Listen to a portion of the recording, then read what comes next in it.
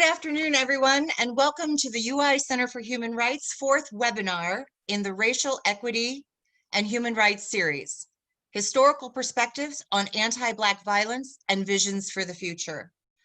I'm Jo Butterfield, the UI Center for Human Rights Education and Student Support Specialist, and I'm also the academic advisor for the undergraduate certificate program. I also serve as an adjunct assistant professor in the Department of History at the University of Iowa, where I teach courses on human rights. You will be able to find a recording of today's webinar, as well as other webinars in this series: Activism, Dialogue, and Healing, The Right to Protest, and Understanding White Privilege. These can be found on the UI Center for Human Rights website. In addition to the recordings, you will also find resource lists for each webinar topic at uichr.org. Well, the UICHR is housed in the College of Law. We are an interdisciplinary program. Indeed, throughout its 20-year existence, the UICHR has been committed to educating both campus and about human rights challenges, and to exploring and developing via a human rights lens concrete solutions to the most pressing challenges we face globally and locally. We invite you to support the UICHR's mission and our work. To do so, please follow the donation link at uichr.org. So before we get started today, and my colleague Colleen has the slide up, you will see that we have several additional webinars in the hopper and ready to go. The first one in our speaker series is going to be LGBTQ rights at the U.S. Supreme Court on Wednesday, July 1st, noon to 1. And we'll have Professor Jean Love and Pat Kane, both of the Santa Clara Law School and both former UI Law Professor Emerita, as well as Professor Arnold Leonard, the Robert F. Wagner Professor of Labor and Employment Law.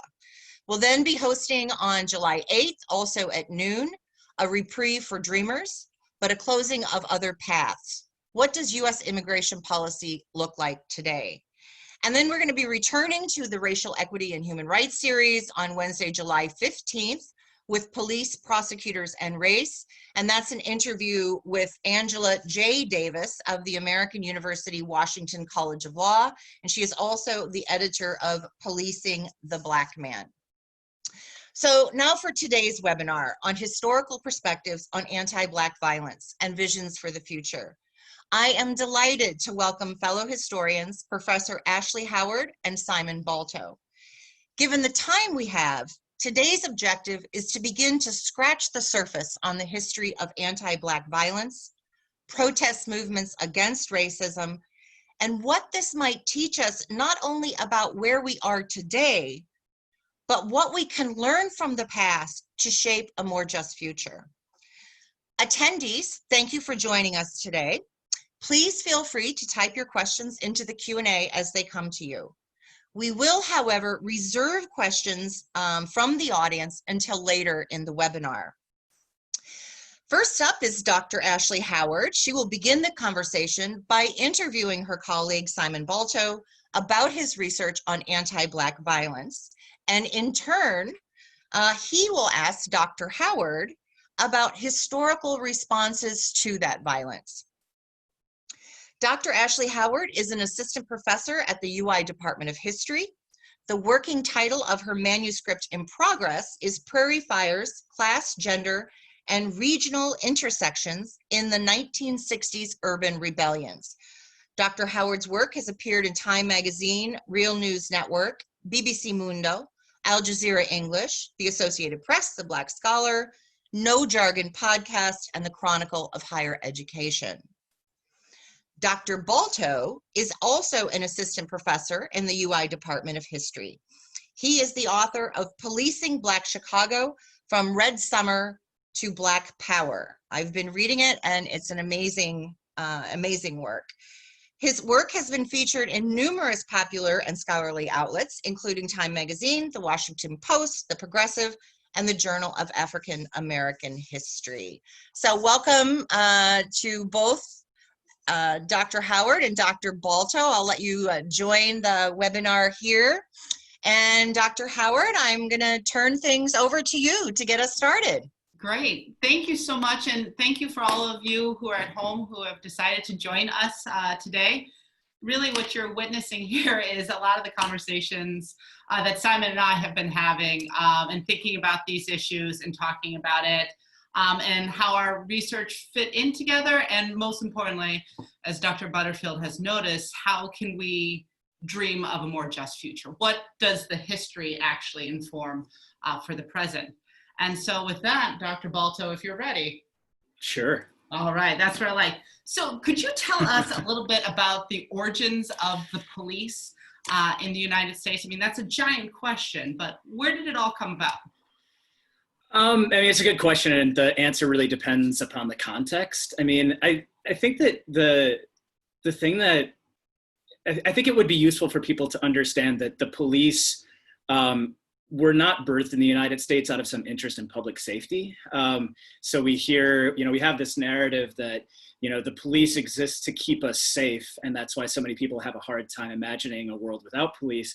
And you can make the argument that that's part of what police do now, but that was not why they started. So for example, in a city like Chicago, the Chicago Police Department is founded in 1853. And the reason that it's founded at that point in time is because elite, wealthy white folks and business owners especially found the police in order to control unruly ethnic immigrants. Those especially being Germans and Italians, and people were really, these city boosters were very concerned about especially their drinking habits. So, you have the police there that are essentially formulated to control disruptive public behavior like drinking and so on and so forth, and then also to control labor militancy. So, the police in a lot of ways are essentially formalized strike breakers. But that looks different depending upon particular local contexts. I mean, so in some southern cities and on the eastern seaboard, police departments are founded to, essentially control the activities of free Black people. Mm-hmm. In some southern cities, there's a lot of bleed between police departments when they're established and slave patrols. In a city like Los Angeles, where there's, one of the big concerns for city elites is the large number of transient workers. The police department essentially are established to criminalize acts like homelessness and things like that. So, I think it would be useful for people to disabuse themselves of the notion that we have police in the first place because people built them in order to protect the public. That was actually never what people had in mind at the beginning of all of this. And indeed, what's really interesting is that a lot of American citizens, when police departments first started getting put into place, really resisted that. So for example, in New York City, people actively resisted the implementation of a police force. And the reason for that was that this was several generations after the American Revolution, but the implementation of a police force in the city of New York reminded a lot of New Yorkers, even if it's just generational memory, of occupying British forces. And so they were concerned that the implementation of the NYPD would essentially replicate the experience of British occupation that had happened during the Revolutionary War. And so, in other words, having police was literally anti-American. In the minds of a lot of New Yorkers in the 19th century.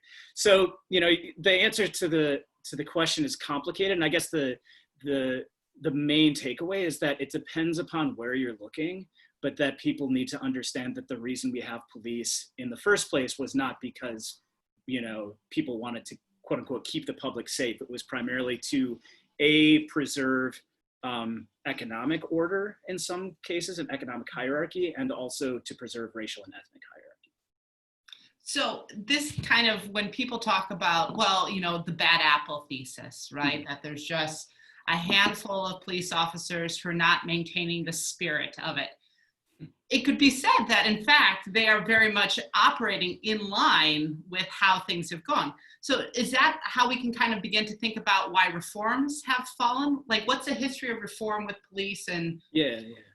I mean, it's a good question, and it's why I and most other scholars of policing that I know would just straight up say, like, reform doesn't work because reform has never worked.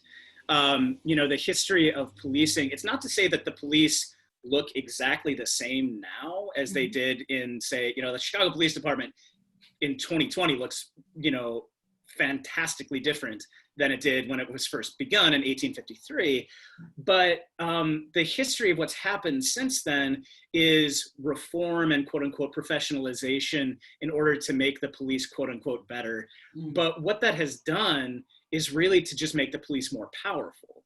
So like reform initiatives that have happened over time have essentially been done in a way that just legitimizes police power and police force in a way that I think people should more fundamentally be questioning the legitimacy of. So for example, the most important period of reform and professionalization in Chicago's history happened in the 1960s, and it happened under this guy named Orlando Wilson, who was, you know, a relatively racially liberal guy, but he also had, you know, he was also very unsympathetic to any displays that broke public peace, including things like civil rights demonstrations, you know, that, you know, occupied public spaces. So for example, when Martin Luther King comes to town in 1966 and threatens to shut down the Dan Ryan Expressway, you know, that's like the police, you know, Wilson slaps him or convinces the mayor to slap him with an injunction. But so during this time period from 1960 to 67, you have this guy who is widely acknowledged around the country as being both fair-minded and very, you know, racially liberal, but is also a like prestigious quote unquote law and order mind. And I apologize to everyone for continuing to say quote unquote, but the point being that, you know, so you have this guy who everybody thinks is like the best criminal justice mind, or one of the top 3 criminal justice minds in the country, who goes to Chicago to fix a broken department. And part of what he does, though, is he implements all these reforms and professionalizations that also radically expand police power. So, for example, it's under Wilson that Chicago formalizes the use of stop and frisk. It's under Wilson, and, you know, police officers and police departments always deny that there have ever been arrest quotas, but there are arrest quotas that are put in place in the 1960s, and in particular arrest quotas for officers who work in Black neighborhoods. And you get practices of neighborhood saturation, in which, you know, I mean, where it becomes, you know, as the title of my book is, occupied territory, to live in a Black space because there's police everywhere.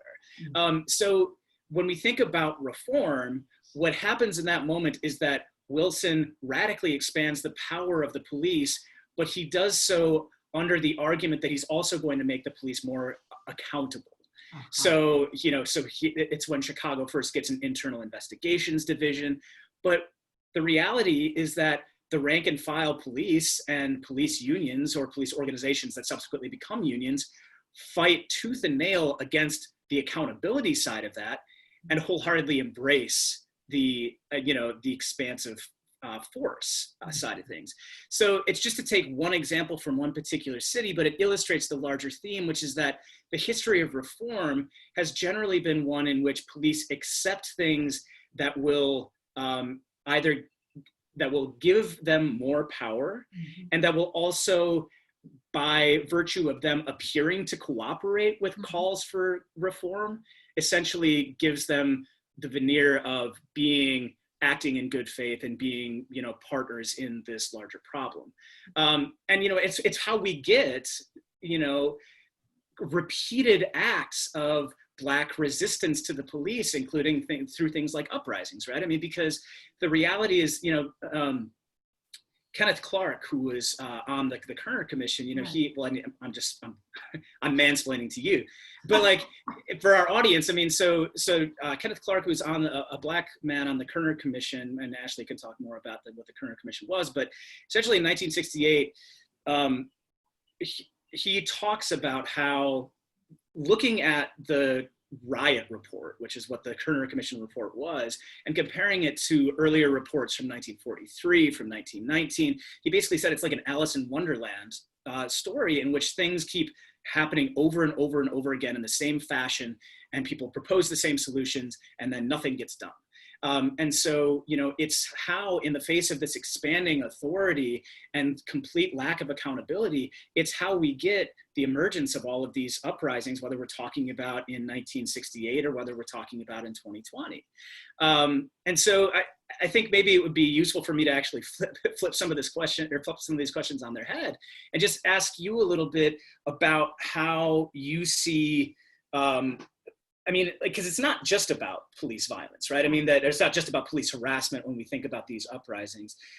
It's also about sort of larger issues. And so I'm wondering if you can maybe just speak a little bit to why, I mean, you could take this in whatever direction you want, whether that be 2020 or whether that be 68 or 92 or whatever. But like, so what is going on here in terms of why do we have these uprisings going on? Well, I think the underlying current that we see, regardless if we're talking about, kind of this first modern uprising when we think about Black people versus property violence, right? Yeah. Because there's been a long history of so-called riots, which are white people attacking Black communities, right? But when we begin to see Black folks attacking property, that first one is really like 1935 in Harlem. So if we're looking at 35 Harlem, if we're looking at 43 Harlem, if we're looking 65 Watts, 67 the US, 81 Miami, 92, on and on up to 2020, the thing that undergirds them all, the tie that binds, is the idea that structural violence always precedes property violence. And so what I mean by structural violence is the way that racism and classism and also gender discrimination are wrapped up in the very fabric of American society, right? Whether it's trying to buy a house, whether it's getting a bank loan for a business, whether it's getting your kid to a school, or just being able to walk down the street without being harassed by white passerby coming by and like hollering at Black ladies in their own community, right? The structural, institutional, intrapersonal violence that is happening day to day is always undergirding these events. So whereas it might be a police incident, brutality, terrorism, that is a catalyst, that spark that sends people out to the street, always, when they are grieving what has happened, they always talk about education, about lack of political power and lack of economic power. So those are all kind of the messy tangle, but people seem to be only interested when buildings burn or when windows are broken and not the day-to-day violence of being Black in America. Yeah. I mean, and that's the thing that gets me about right now, and also studying history is the either refusal to or inability to interpret what's happening as political acts. And as political responses to particular political context, right? Right. And I mean, to that point, I mean, I actually, in some ways, I want to just ask a question of nomenclature, which is just, people want to talk about what's happening as riots, right? And I know that you and I actively resist using that language in certain contexts, and I'm wondering if it may be helpful for people to understand why, we're not using the phrase riot to talk about. Yeah, I mean, for me personally, and I think for most scholars, we avoid the term riot because it seems that it's purposeless, right? That people are just going out in the street without an agenda. It's just wanton asocial violence. Yeah. But I think it's more useful to think about these uprisings and revolts as exactly that, right? It's a pushing back, it's a response to an oppressive system in hopes of bringing about change. And this is what's really so insidious when we think about what we call things, is that there is a long history of property violence, in this country, whether it be the draft riots, whether it be Haymarket, any of these things. These have seen as legitimate, the Pullman strike, legitimate forms of Boston Tea Party. Heck, yeah, exactly, the Boston Tea Party. These have all been examples of people strategically, right? There's strategy involved, strategically choosing certain targets to burn or break or otherwise cause damage to register their dissatisfaction. And curiously enough, it's when African Americans began using this as a dominant tactic in their big, political toolbox of letter writings and campaigns and nonviolent demonstrations that it becomes demonized and un-American. And so when I use the word uprisings or revolt or rebellion, it's this idea that people are doing this fully intending that a change will come from it, right? That it's going to be an upending or at least a righting of the system. And whether or not people see it as truly revolutionary or just, a foot in the door for change, that's up for debate depending on the instance. But I think what we call things is so important by granting these actors agency and political agency. Yeah, absolutely. I mean, thinking about, like, I know that you and I have both been getting this question a lot. And, it's the question of like, what's different now than in the past, and what's the same? I mean, I have my own thoughts on this, but like, you're the uprising scholar. And so I think that you probably have a more sophisticated take on at least that component of things than I do. And so I'm curious, because I think that that's probably the dominant question that a lot of people are going to have, at least as how history relates to the present, is, when you look at what's unfolding across the country right now, and it's, perhaps a little bit less than, 2 weeks ago, but I mean, how do you, like, what's different? And if now is different than 68 or 92 or, whatever, if it's different, how? And if it's the same, why? Right. So what is similar is that people are putting forth specific grievances of what has occurred for the past, 50 years. Your mention of the Kerner Commission, which the official title was the National NAACD, the National Advisory on Civil Disorders, right? Yeah. And so basically the questions that they were tasked with is, why is this happening and what can we do to prevent it? Mm-hmm. And surprise, surprise, they found, like you said, every other kind of uprising commission that's happened, Black people aren't treated fairly, Black people have lower life outcomes, all this kind of stuff.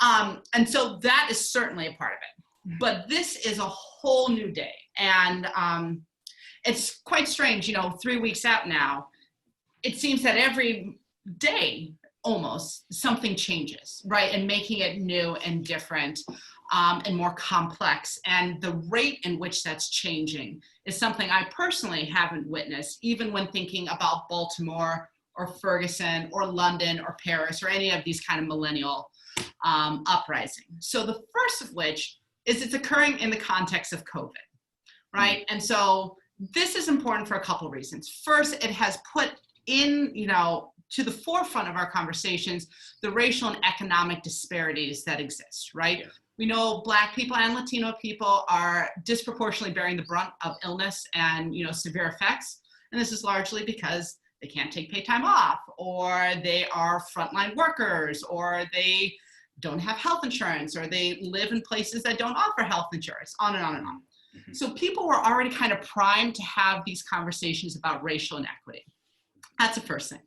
But the thing that I think is the most major is the impact of social media. And social media is really important for three main things. It's a framing tool, it's a tactical tool, and it's a witnessing tool. So it's witnessing is it's bringing these events, these instances of police brutality live and in living color, right? Mm-hmm. And the joke is always the revolution won't be televised. Well, actually, we are seeing it televised, right? We are seeing this. And this has created a new political vocabulary for people. And it's a shame that it has had to happen this way. Like, we should take Black voice and Black truth at face value instead of trying to explain away the instances. But I have heard many people who have always thought that Mike Brown had it coming, that Trayvon Martin shouldn't have resisted, right? These children who are being killed are the guilty parties, right, who think that George Floyd's murder, for them, it's their breaking point, right? Because they saw it and it drug on and it was painful and they could witness the truth Black folk have been saying for a century, right? So that's part of the witnessing active. But it has also helped mobilize people now that they have this political vocabulary in ways that they may not have. It's taken what has been a conversation in Black spaces and has broadcasted to the world. And so we see like former sundown towns like Pekin, Illinois, right? Who had a racist image as their mascot for their high school. They had a Black Lives Matter march, right? Because people could get together. In Nashville, Tennessee, 6 teenage girls created the largest protest in Tennessee, and they all met on Twitter, right? So it's helping us build new communities, and it's helping us mobilize resources, right? And so if we study social movements, we know that resource mobilization is such an important part of making sure your movement is effective. And so You can crowdsource funds. You can crowdsource street medics. You can crowdsource, various supplies. And so this has changed how effective these resources have been. And the final thing with social media is, in addition to getting to these little small rural communities in America, it's also framing this globally, right? And so Black Lives Matter has always had a global vision, right? Early activists from Ferguson have met with Palestinian activists. But what we see, because this is streaming in people's neighborhoods, in their phones, everywhere, they're going out in the street to first in support with George Floyd and his family and Black Americans, and then they stay out for the instances in their own community. And so across the globe, we see people tying police repression in the United States to a global history of violence and their own colonial, imperial, gendered, economic, and structural violence in their own. Yeah. That's interesting. Yeah, I mean, I'm thinking about your point about, I don't remember exactly how you phrased it, but essentially, that right now, as opposed to in the past, people now are essentially hearing what Black folks have been saying for 100 years, right? Mm-hmm. I mean, and I think that that's a really interesting dynamic, because I've had so many people since Black Lives Matter first began, and especially in the wake of the Ferguson uprising, I've had so many people that ask me, when did things get, like, quote unquote, so bad between police and Black communities? And my response is always like, well, I mean, it's not that things all of a sudden got bad. It's that all of a sudden Black knowledge started being acknowledged a little bit more than it has been in the past. I mean, that, one of the things that was really striking for me when when trying to figure out this history of policing in Black Chicago is that, Black folks in Chicago through the Black press are describing the Chicago Police Department in the terms of terrorism as early as the 1940s, right? I mean, and so it's like, when we think about how the history shapes the present, I mean, there's just such a long, and painful history of how we got here that is, that resides, both in the large kind of macro structural system, but also in this very much more narrow form of state violence against Black people that has just been ongoing for so many generations. And that's what it's startling to me. And I know that this is something that we've talked about, but it's startling to me just how, multiracial the current moment is as well, right? I mean, that's new, and it's complicated. Right. I don't know if you have, I don't know if you have thoughts about it, but. No, I'm so glad you brought that up. It is complicated. And I think it's important to address that complexity, because I think it's also can be used as a springboard to talk about, what now, right? And where do we go? And so it's great that people acknowledge it and are willing to go out and to protest and to demonstrate and to donate and to put a sign in their yard. But what does true, allyship look like, right? Yeah. And so, I've been saying this a lot of places, is we need more co-conspirators than we need allies, right? And so this is something that, Indigenous activists have been, trotting out for several years now. And it's this idea that when you are a co-conspirator, you have something to lose too. Yeah. Right? Yeah. Whether that be in the case that we've witnessed over the past 20 years, over the 2020 uprisings. It feels like 20 years. Ain't that the truth? This week has been the longest decade of my life. But in the 2020 uprisings, you see people who are getting tear gassed, who are getting hit with rubber pellets, who are getting shoved down. So they are, in one way, physically putting their bodies at risk, right, by even just being out in the street. But it's also, are you losing friends? Are you losing families when you speak out about this? And so I think the stakes are a lot higher, because we have crossed this moment where you can no longer be complacent. All up and down my neighborhood, I see signs that says, white silence is violence, right? And so this idea that it's not just enough to be non-racist anymore, you must be anti-racist. And I think that is where a lot of people are coming, that, if you have a Black partner or a Black friend, or, you know, you love, I don't know, Janelle Monáe, whomever. Sadly, the first person that came to mind was Run DMC, and I was like, nobody's listening to Run DMC except for you, actually. You know, it's not just enough to consume Blackness. You also must defend and be, you know, on the right side of history in that. And I think this is what people are understanding, that the Obama era didn't bring about this moment of racial, you know, utopia, right? There's still work to be done. And it's not just folks in white robes who are the baddies, that all of us need to interrogate how we're part of the system. Right. So what's your solution? Where do you go from here? What do we think about? Well, I mean, I would echo everything that you said about co-conspirators rather than just simply allies. I also think it's really important for people to just completely essentially dismiss out of hand bad apples arguments. You know, and you know, we have like 3 minutes to before we get to the Q&A, but you know, it's like,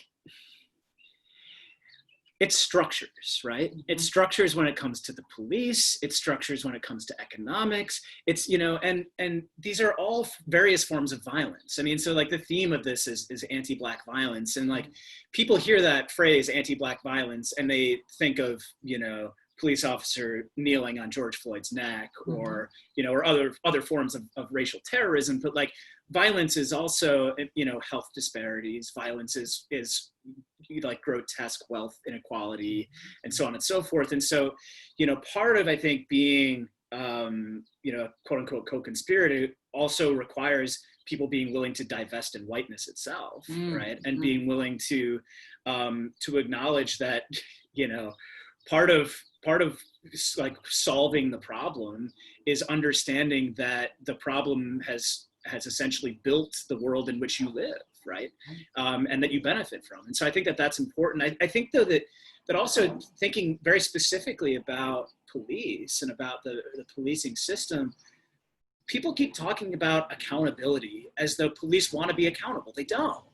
They never have been. I mean, that, you know, and we see this literally playing out in real time. I mean, that, you know, you have people, you know, essentially, you know, heads of police unions, whether that be in Minneapolis or Chicago or wherever else, essentially saying, you know, things like, I mean, the head of the police union in Chicago just yesterday, the day before, said he doesn't care if the city bans chokeholds.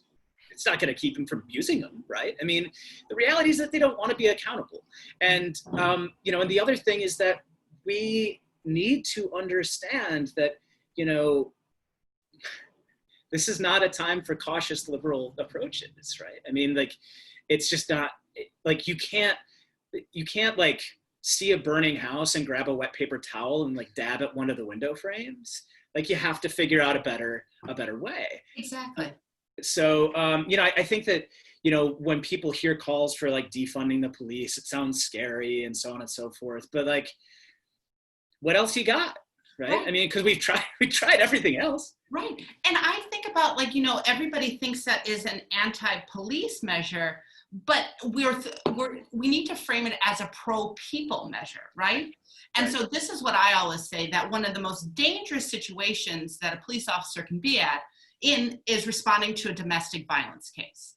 And so what we should do is to make sure that police never get called to a domestic violence case, right? Making them obsolete in that sense. So do we invest in substance abuse programs? Do we invest in anger management programs? Do we invest in community mental health experts, right? Like, when we defund the police, let's refund communities. Let's put that money in the structures that affirm us and not tear us down. Right. Yeah, I mean, and that's what I think, you know, when you say, you know, make police obsolete, I mean, that's what Miriam Kaba, who's one of the most important abolitionists that I know of, you know, that's what she always says, is like, look, like, defunding the police does not mean, you know, it's not, the focus is not to just like eliminate police, it's to make them completely unnecessary. That's right. And so, you know, thinking about, you know, Rayshard Brooks, who's killed in a Atlanta drive-through, like, you know, for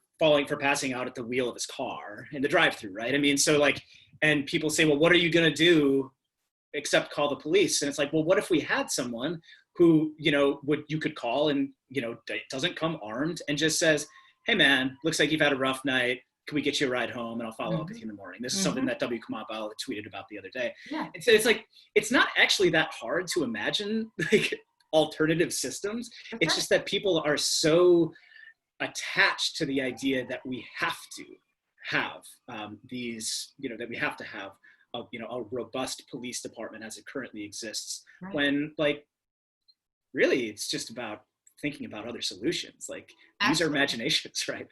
Yeah. Where's American ingenuity in that regard? Right. So hello. Hi, I'm jumping in to join the conversation, and we've got thank you guys so much. We've gotten comments in here about how awesome you both are, so people are learning. That's fantastic.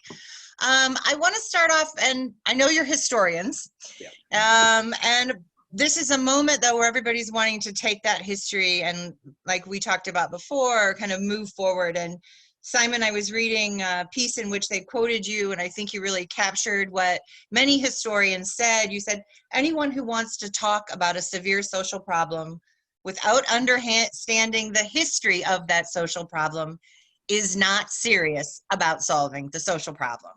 So well done, Simon. So I'm going to throw some of these out here. They're not all really directed at history, but I'd love to have your input. And the first one I have is really kind of one about nomenclature, about the difference between peace officers and their history and the police. I don't know if either one of you feel like, is that is there really not a distinction? Is it just a preference? I mean, I don't really hear the term peace officer anymore. I mean, I know that that's what, like people pursuing public safety have been called in the past. I don't think it's a term that I see used enough anymore to really have like much thought about it, but I don't know if Ashley does. I mean, I haven't heard that either. And I mean, I just think about two instances where the name has changed, but the effects are still the same. So one would be school resource officers, right? Which is a euphemism for baby cops, right? So police officers in schools. And another is a lot of the mental health specialists or mental health advocates that work in police departments. In the case of Omaha, a mental health, advocate showed up to an emergency call and the person was still killed, right? And so, I mean, if you still have the apparatus of the state behind you, what you're called, I don't think makes as much of a difference. Yeah. Since you bring up school resource officers, one of our questions actually addressed that. What is the history behind officers in schools? Do either of you, have you looked into when this became a thing and why? It's not something I've studied extensively.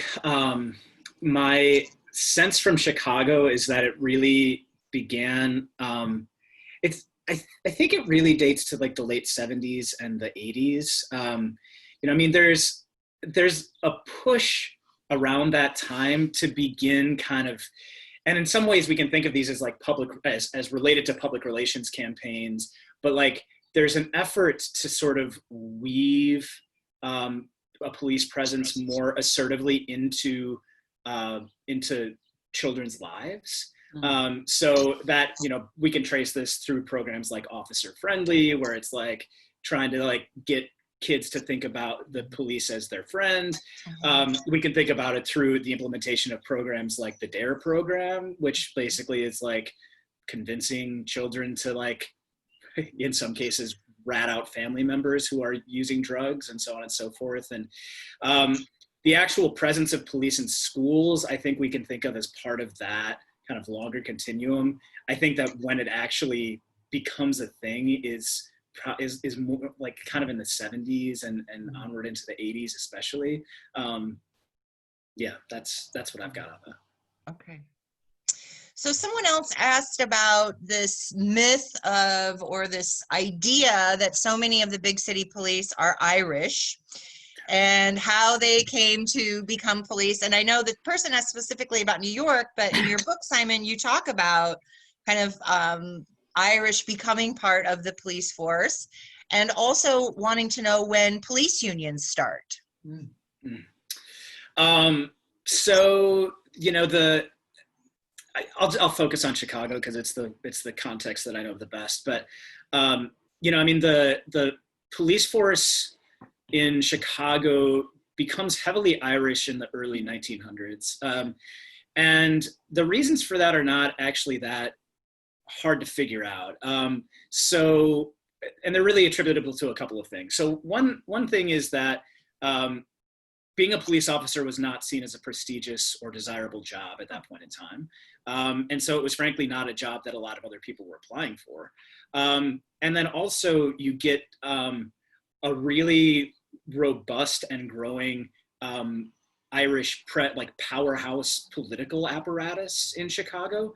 And the police force at that time was completely embedded in that larger political apparatus, that political machine, which meant that Irish politicians who came especially from a place like Bridgeport in Chicago, which birthed, a lineage of mayors, they would essentially just give all their neighbors and family members who wanted police jobs, because that was just how it was done. So they essentially, through these systems of patronage, developed an outsized presence on the police force. And sort of it became a job that, was essentially passed down from generation to generation. So there's all these examples of police officers who were, police officers who gave birth to, boys who became police officers, and so on and so forth. To answer the questions about unions, so a lot of cities did not have official police unions until the 70s and the 1980s, but that was really only by name. So they were called, police organizations before that. So they didn't actually get union status so in Chicago, union status happens in 1980 when the city finally caves and agrees to give them union recognition. But organizations like the Fraternal Order of Police had been performing a union function for decades before that. But what's interesting is that before the 1960s, the unions are not really I would say right now, despite my otherwise very pro-union beliefs, I would say that police unions are an enormously destructive presence in our social life at this point, because they just fight. I mean, they're the frontline agents in fighting against any accountability. But before the 1960s, what we now call police unions, really they were just like any other union, where their primary concerns were wages and working conditions.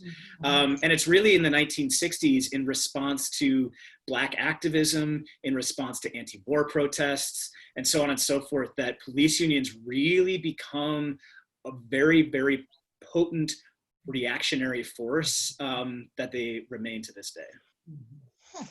Fascinating. How about what you feel about work that the federal government could do to make change? Or do you think change really has to come at the local or state level? Both and, I think. Okay. Is the Yeah, not either or. I mean, it's hard. So if the federal level wants to enact radical change, that would be phenomenal, right? But as we saw by the proposal put forth by the Senate Democrats, it's just more of the same. And so what does radical change look like? We began to get a little bit, we were far from radical, but we were getting a little bit under Obama, right? So when we tried to balance out the penalties for crack cocaine versus powder cocaine, right? Yeah. That's when we try to get rid of 3 strikes laws, mandatory minimums, these types of things. But I mean, one thing just from the very top that the federal government could do is throw money into communities, right? And so instead of giving surplus military supplies to police and university police, right? The Ohio State has 2 tanks. Why does the university need a tank, let alone 2? And so if we gave those kind of resources to communities as opposed to excess military grade, tools, implements, that might be one way the federal government could begin to make radical change. Yeah, I would agree with that, and I would just say, I mean, my hopes, especially right now, and especially in the immediate future, I don't see much in the way of any meaningful change that's going to come out of DC. But I also think that it's important to understand that the federal government has absolutely plays an important role in the functionality and the dysfunctionality of police departments, but it ultimately is, there's a lot of decision-making power at the local level as well. And so I think that, to Ashley's point, it's not either or, it's both and, but I think that the possibilities for more important change is going to at least begin at the local level. And I would also just say that in terms of thinking about a federal response, I want to both acknowledge Ashley's point about some things happening under Obama, and we could put consent decrees under there as well. But the Obama administration was also not very responsive on these issues. I think that these are important things for liberals, especially, to wrestle with, which is, that people want to, like everything right now it seems to be, I shouldn't say everything, but so many conversations that I've been having right now on social media, it's basically all happening on social media now because we can't go anywhere.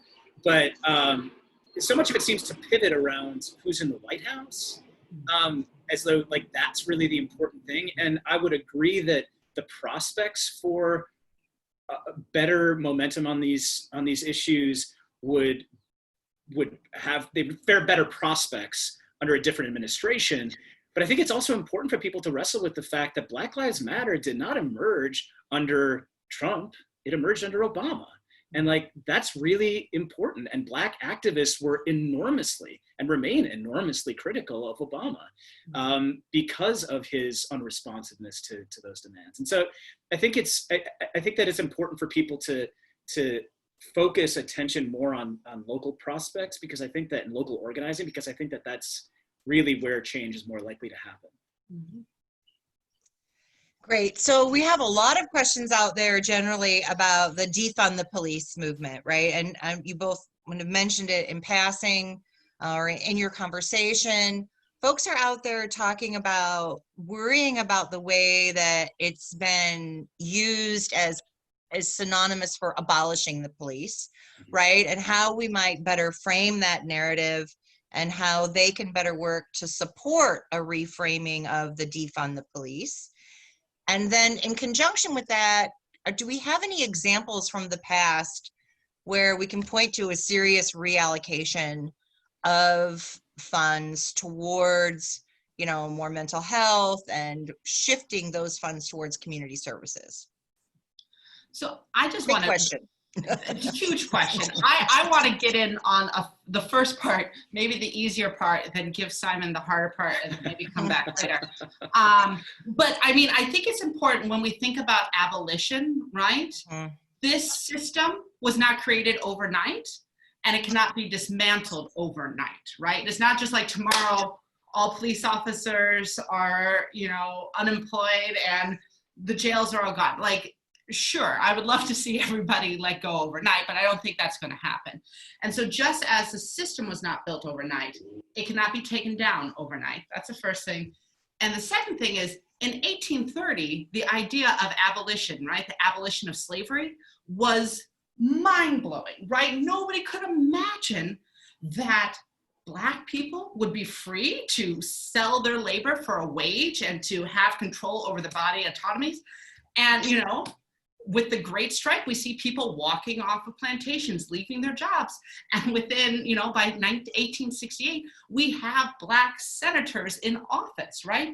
And so part of this is to have a radical imagination, right? To not be constrained by the structure that we live in, but to dream of a better tomorrow, which is something that African Americans have been doing in this country since 1619. That was the easy one. Sorry, Balta. Okay. So in terms of defund versus abolition, I don't know that people need to, if your worry is that calling for defunding is going to be equated as calling for abolition, I would just ask why that worries you. Because I think that, I mean, to Ashley's point, I mean, I think that, you know, the world that abolitionists envision is a world in which people's human needs are provided for. You know, and so one of the things that is a common enough talking point is that, you know, when you look at the internal lives of most white neighborhoods, you know, white middle class and wealthy neighborhoods, they already live in an abolitionist world. I mean, internally, right? I mean that, you know, there are perhaps police forces that exist largely to surveil and perhaps arrest people who are deemed to be outsiders. And sometimes you'll, you know, maybe get pulled over for speeding too fast or, you know, whatever. But like for the most part, a lot of wealthy and middle class Americans already live a world without police. And so it's actually not that hard to envision if you understand that the reality of why that is because people who live in those communities have their human needs provided for. And so the answer to the question of then, how do we get to a world without police, is it's right there. You offer people a way to live their lives healthily and meaningfully. The other thing that I would say that's just a more kind of like less grandiose and just more basic thing is that abolition and defunding, in my mind, and this is not how all people think about it, abolition and defunding in my mind are not contrary to one another. And to Ashley's point about, you know, change taking some time, you know, defunding to me exists on a continuum that essentially ends at abolition. Right, so like defunding and abolition are part of the same spectrum.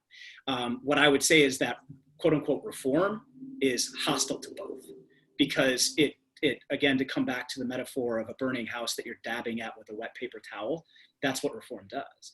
And so, and it's also like a shiny object that people can talk about as opposed to talking about the more fundamental problem. And so I think that, you know, defunding versus abolition is not actually a versus argument. It's just, you know, that they're related, and abolition is the logical outcome of defunding. Certainly that means that, you know, if you want to say that you're for defunding the police and mean that in good faith in terms of actually reallocating resources and doing that work, but you can't yet fully embrace abolition, welcome. That's cool. I'm here for that. I like, you know, so, but it's just to say that, you know, understand that the people, you know, that abolitionists are not your enemy in that fight. Right. And so I think that people need to understand that. Just to very quickly offer a brief answer to the question of if there are historical parallels, not really. The story of police budgets over time is one of just continuous grotesque growth, completely unattached to realities of crime or anything else like that. There have been, you know, people like to talk about Camden. So Camden, New Jersey famously disbanded its police department, but it just mostly reallocated those resources to other law enforcement at the county level, right? So it's not really a defunding, it's not a true defunding. But the you know, history has shown us, and again, to come back to Black radical thought, history has showed us alternatives. So for example, the Black Panther Party in Chicago in the early 1970s, and they basically borrowed this idea from Black Panthers in the Bay Area, called for, the language of defunding was not there, like that's new. But what they called for was community control of the police. And that meant, I'm sorry that I haven't muted my email alerts. I hope you're not getting these notifications, but I am. But so when they were calling for community control, what they were calling for was essentially a decentralizing of the police department in which neighborhoods would be allowed to decide how their neighborhoods were going to be policed. But a key component of what they were saying at that point in time was, when we are doing this, we are going to take a significant portion of at that point in time, this Chicago Police Department's budget was $300 million a year. It's $1.7 billion a year right now. At that point in time, they were saying, we're going to take a significant share of that $300 million annually spent on policing, and we're going to invest it into community health. We're going to invest it into job trainings. We're going to invest it into X, Y, and Z that are systems of social good rather than systems of social harm and social punishment. And so, the difference between what has been enacted and what has been envisioned, is, it's a huge gulf, but I think it's important to not lose sight of what the visions have been. And I think that is the key, right? And two other buzzwords that they're not buzzwords, they're real and they're meaningful, but are kind of in the background of the conversations about defunding and abolition is restorative justice and transformative justice, right? These are processes that, as Simon has mentioned, have been successfully implemented at the local level, right? And, Chicago has really great examples of this through Project Nia, through Miriam Kava, which we have talked about in her brilliance. But this idea is, what is the purpose of police? What is the purpose of incarceration, right? Yeah. Is it to reduce harm? Is it to deter? We know that it doesn't really do those two things. So we have to think about what we actually want. What is that we're actually dreaming, and what will make us feel safe? And what are the most effective ways of making the harm that has been done accounted for and preventing it in the future? Just to jump in really quick. It's a really important point, because people want to say, people always want to say, like, well, what are you going to do about violent criminals if you defund the police? And it's like, well, the system that we currently have doesn't do anything about them either, right? So I get this question all the time, and part of my response is, well, Chicago has like an 18% homicide clearance rate. So for the most part, murder victims are not getting justice in that case. We know from statistics about rape that a majority of rape victims never report. And of those that are reported, it's something like fewer than 1 in 100 are ever imprisoned. Like fewer than 1 in 100 rapists are ever actually imprisoned. And so we have concrete evidence that the system doesn't work if we think that it working is in order to keep us safe. What it really is doing is perpetuating social harm in a way that people really need to reckon with. Because if your response to me or to Ashley or to whoever else is to say, that we need to propose, we need to have a perfect answer for what we're going to put in place of the police, in place of prisons, you need to understand that the police and prisons don't really do what we think they do to begin with.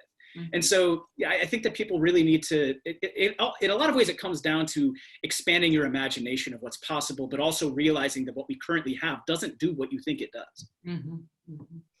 All right, well, I think we have time for one more quick question, and I'm going to put two together again. So someone said, recently Angela Davis said, and she was paraphrasing, once these marches are over, the real work begins.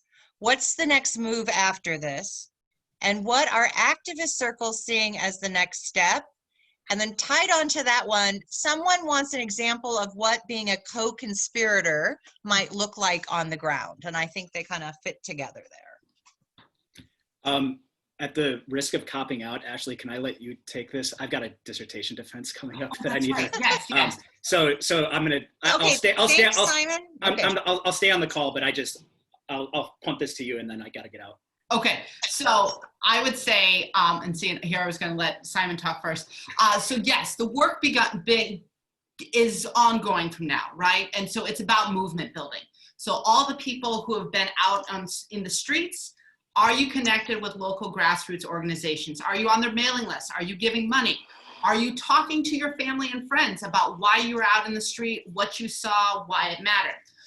So I think those are some first things. And I hope all of you good people are horrified what I have been seeing at the polls, right? People having doors locked at 6 p.m., not allowed to vote, a reduction of polling places, right? And so, I was on campus and somebody said, this isn't the way, we need to vote. Well, folks have been trying to vote for I can't tell you how long, but we keep getting hemmed in our trying to use the systems. So making sure that we are protecting the right to vote and expanding it, not contracting those rights. And why that is important, because the more people in local offices that we can put in, the better, right? What does it mean to have a coroner who gets it, who blames George Floyd's death on the fact that he had a knee on his neck for 8:45 and not that he had pre-existing health conditions, right? This is something that we need to think about. So donate, get on lists, vote, and vote people who have everybody's best interest in. And what does a co-conspirator look like? It varies based on the privileges you have and what you have. So me as a cisgendered American citizen, right? There are certain places I can go and talk and certain things I can do that are less risky for me than say someone who's undocumented or someone who is transgender. And so basically get in where you fit in. And then the last one was also— I love that. Yeah. Shucks. Was that, there was one last part about the co-conspirator. Did I get everything? No, I think we got it covered, and we're a little bit over, and I know I promised Simon he could get out right at 1. So get in where you fit in, folks. And thank you so much from the bottom of my heart to both of you. I know you're super busy. Don't forget, if you want to support the UICHR's mission and work, you can donate at our website so we can keep educating both our campus community and the broader community about our work. Thank you, and we'll see you next week. Thanks, Thank you. y'all. Take care, everyone.